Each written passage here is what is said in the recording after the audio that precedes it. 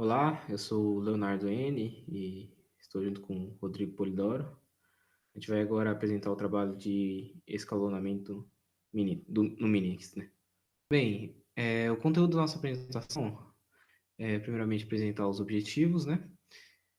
Fazer uma introdução, introduzir um pouco dos conceitos de escalonadores, apresentar o escalonador Minix, apresentar os escalonadores desenvolvidos pela gente, os resultados e uma pequena discussão sobre o que a gente obteve. E no final, apresentar a referência aí também. Bem, aí agora eu vou falar um pouco sobre os objetivos, né? A gente tem como objetivo, né, aprender o funcionamento de escalonadores na prática, né? No caso aí o Minix. Desenvolver um escalonador interativo para o Minix. Fazer uma comparação com o escalonador padrão do Minix e analisar os resultados obtidos. Meu nome é Rodrigo Polidoro e eu vou falar aqui um pouco sobre os escalonadores, né, o conceito geral. Então, o escalonador, o que ele faz é basicamente a escolha de qual processo vai ser executado na CPU. Então, ele é super importante. E principalmente com a evolução da tecnologia, os escalonadores foram se tornando cada vez mais importantes, porque você tem cada vez mais processos competindo pelo espaço de tempo da CPU. Então, se você consegue fazer essa escolha de uma forma mais eficiente, o seu sistema vai funcionar melhor. Então, essa é a importância básica do escalonador, né? Ele otimiza o tempo de uso da CPU, que é um recurso ilimitado, e ele consegue, um bom escalonador, ele vai ser eficaz no chaveamento de processos, o que a gente já viu nas matérias anteriores, nas aulas anteriores de SEO, por exemplo, que a troca do modo usuário para o modo núcleo é algo extremamente custosa, né? Então, se você faz esse chaveamento, essa troca menos vezes, o seu sistema vai ser mais eficiente. Bem, agora no próximo slide, a gente consegue ver que existem dois tipos de processos, né? Isso é importante para o nosso projeto, né, no SESC que a gente vai realizar. A gente dividiu em dois tipos de processos, os limitados pela CPU e os limitados pela entrada e saída, né? Então, basicamente o processo que é limitado pela CPU, ele tem longos surtos de uso de CPU e esporádicas esperas de entrada e saída. Enquanto os processos limitados pela entrada e saída, né, o in-out e o OI, ele tem surtos de CPU, né, de uso de CPU curtos, e ele faz a espera de entrada e saída mais frequência. Com a evolução da tecnologia da CPU, os processos tendem a ficar cada vez mais limitados pela entrada e saída, né, porque isso daí é o que fica mais demorado, não o tempo de espera da CPU. Também existem dois tipos de escalonadores, o preemptivo e o não preemptivo. O preemptivo é aquele que o tempo de execução é pré-fixado, né? Então, você tem um tempo N para executar o processo tem um tempo N para ser executado, e se ele ultrapassa esse tempo, ele é interrompido. Já o não preemptivo, o processo ele vai ser interrompido apenas se o próprio processo quiser, ou o caso tem uma operação de entrada e saída. Existem vários algoritmos de escalonamento, como a gente vai ver em seguida, mas todos eles têm alguns princípios básicos que são seguidos, que são a aplicação da política, né? Então, se o algoritmo de escalonamento tem uma certa política, ele tem que executar essa política, né? O equilíbrio, que é manter todas as partes do sistema ocupadas, e a justiça, que é dar a cada processo uma porção justa da CPU. E os tipos de algoritmos de escalonamento, né, que são dependentes dos ambientes que eles vão ser utilizados, né, são o por lote, interativo e tempo real. O por lote não há usuários, né, e ele é usado normalmente para tarefas periódicas, como em folhas de pagamento ou em cálculo de impostos. Ele é não preemptivo, o que reduz o chaveamento de processo e melhora o desempenho. Os algoritmos de escalonamento interativos, eles já existem em usuários, então, por exemplo, em servidores, e eles são preemptivos, porque não pode correr o risco de um processo ocupar a CPU por um tempo ilimitado e o usuário não consegue executar nada, né? Não consegue executar nenhuma operação. E, por fim, o tempo real, que é parecido com o interativo, só que ele executa apenas programas que visam o progresso da aplicação que está sendo executada. Então é isso. Bem, agora eu vou falar um pouco sobre o escalonador Minix. Ele segue um padrão de escalonador, segue uma política, né, de fila de prioridade, né? Um escalonador por fila de prioridade. E bem, como funciona? Quando maior prioridade, menor o índice. Ou seja, mais ou menos assim, ele tem diversas filas, né? E a fila com menor índice, por exemplo, a fila de índice 0, ela vai ser realizado, todos os processos que estão nessa fila, e depois ela vai para a fila de número 1, né, de índice 1. Bem, os processos de 0 a 6 são processos do kernel, do núcleo, né? O processo de 7 a 14, processo do usuário, e o processo 15 ele é o processo em IDL, né? Eu vou falar um pouco agora sobre as funções importantes que a gente achou no código aí. Bem, a primeira aí é Schedule Process. Ela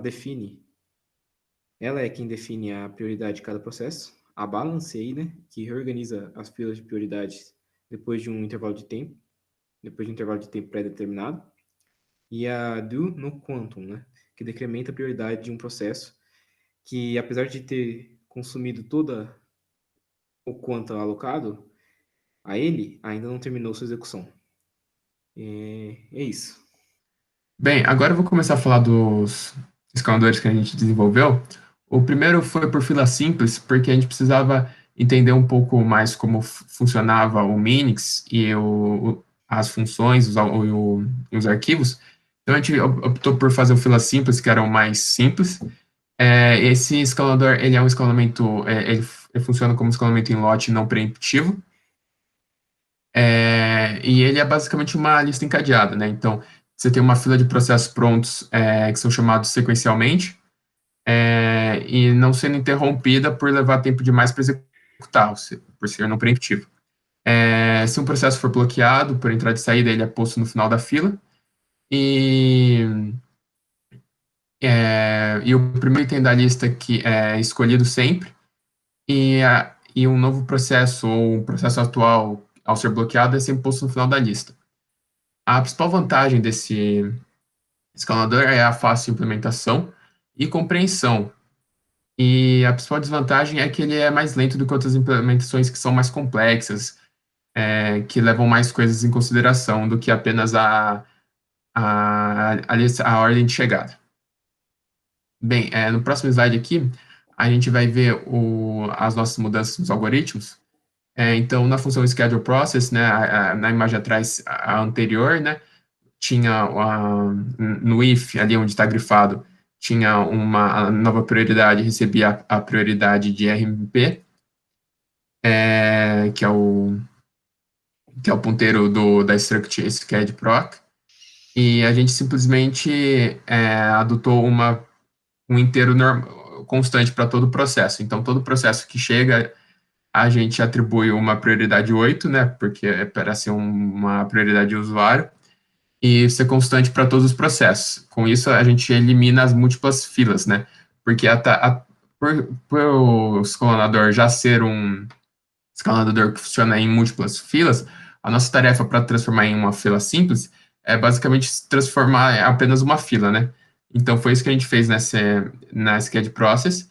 Agora, no próximo slide, a gente vai ver o que fez na próxima função, né, na balance, né? Então, para alterar a balance, a gente teve que alterar a main, né? A gente basicamente comentou a balance para a gente não chamar mais ela. Porque a balance é o que ela vai fazer, como o Léo explicou, vai reorganizar os nossos processos nas filas de prioridade.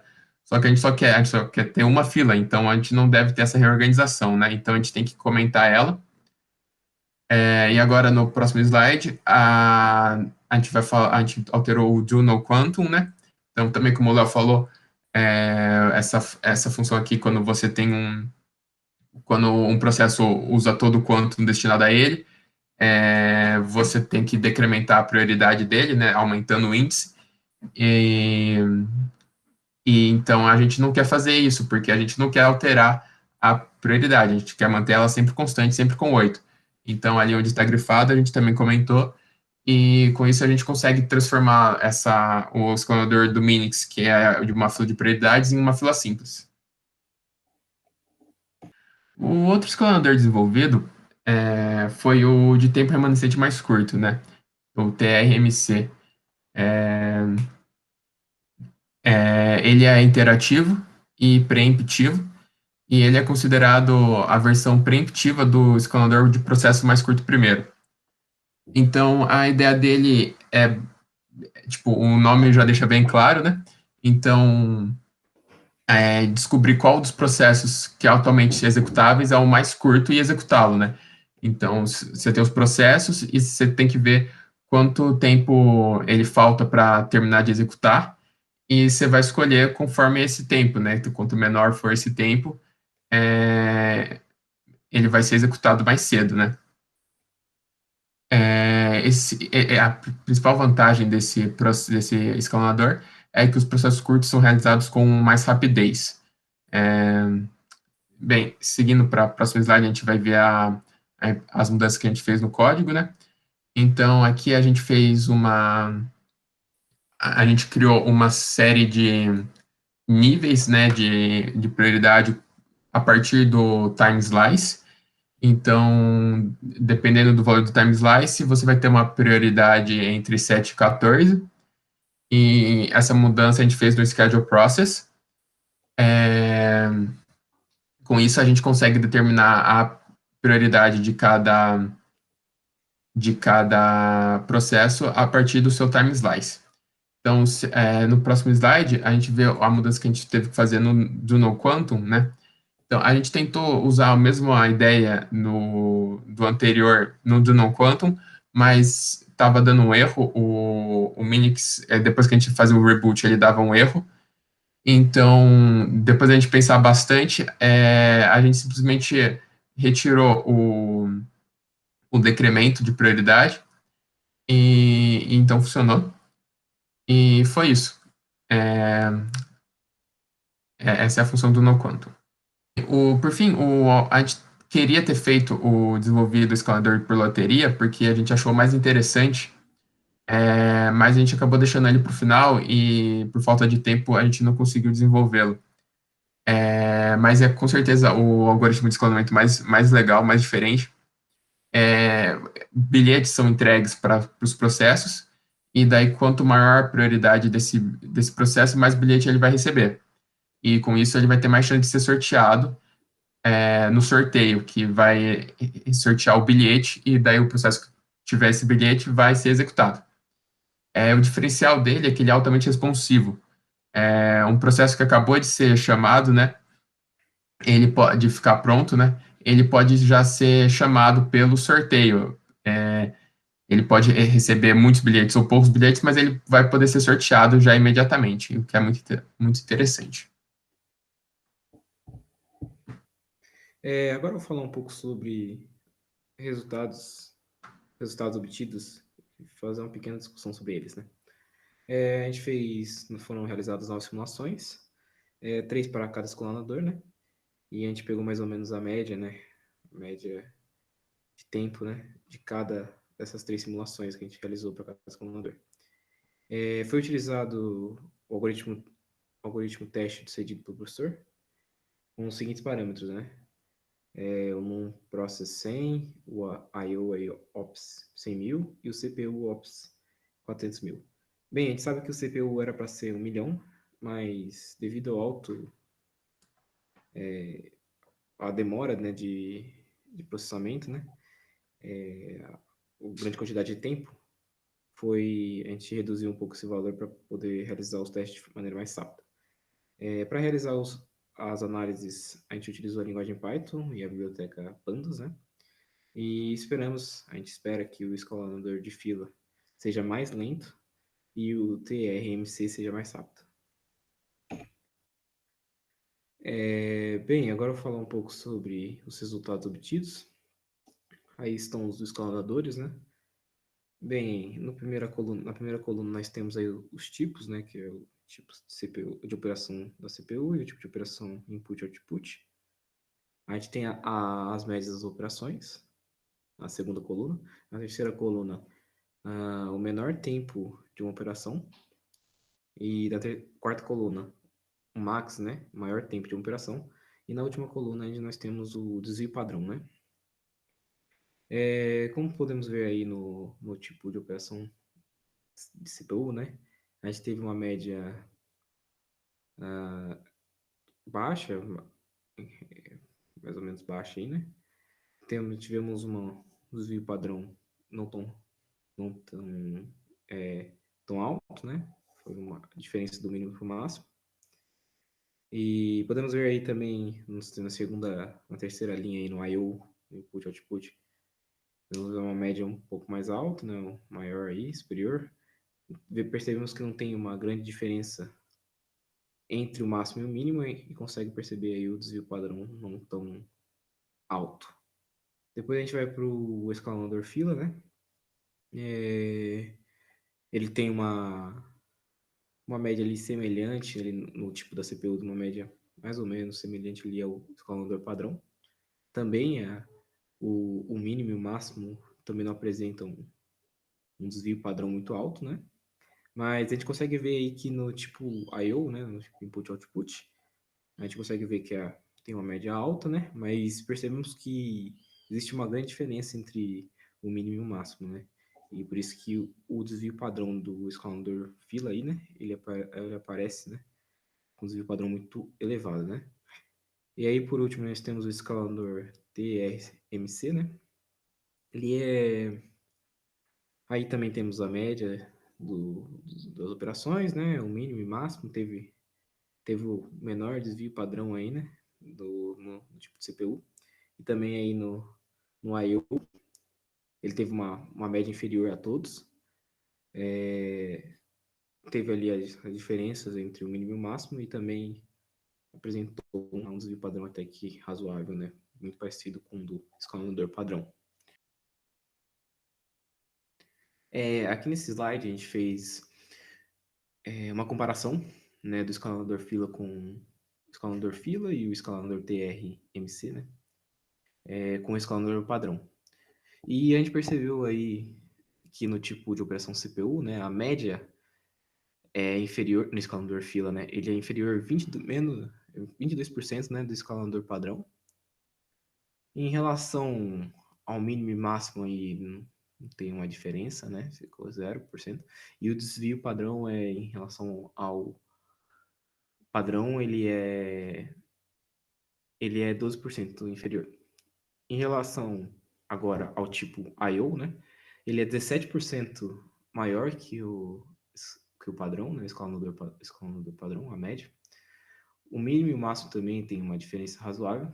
E o desvio padrão é, com certeza, muito superior ao desvio padrão do escalonador padrão, né? Bem, agora vamos aí para o escalonador TRMC, né? Ele tem no tipo CPU, ele tem uma média inferior, tem o máximo e mínimo ali. O mínimo é igual, né? Não tem nenhuma diferença. E o máximo, ele tem uma diferença aí de menos 25%, né, do escalonador padrão. Também tem um desvio padrão menor.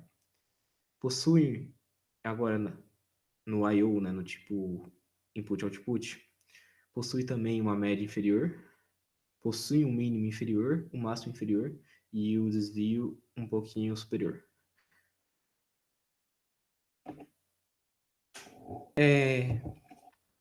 Essas foram as referências que a gente usou, né?